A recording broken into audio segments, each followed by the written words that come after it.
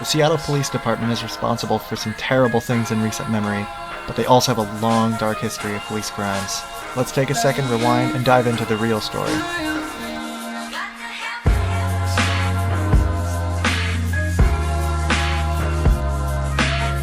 It's 1938 in Seattle, and it's been 2 years since a committee of several trade unions in the Harriet Tubman Club met with then Chief of Police Sears to complain about repeated instances of beatings and brutality at the hands of an officer, F.H. Paschal.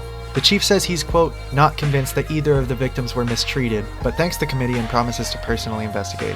March 26, 1938, Barry Lawson, a waiter at the Mount Fuji Hotel on Yesler Way, is sleeping on a chair after his shift when he's awoken by Paschal and 2 other officers to arrest him for loitering.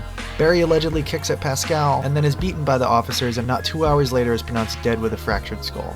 The officers claim Lawson was apparently under the influence of a stimulant and fell down some stairs. Immediately, leaders of the black community began demanding answers and applying pressure on Chief Sears, and just under 2 weeks later, all 3 officers are charged with second-degree murder. Following the verdict, legal appeals kept the decision in limbo until the state Supreme Court upheld the finding. Despite the ruling, Washington Governor Clarence D Martin pardons all 3 officers before they see a day behind bars. If this story sounds eerily familiar, it's because there's a pattern in this data.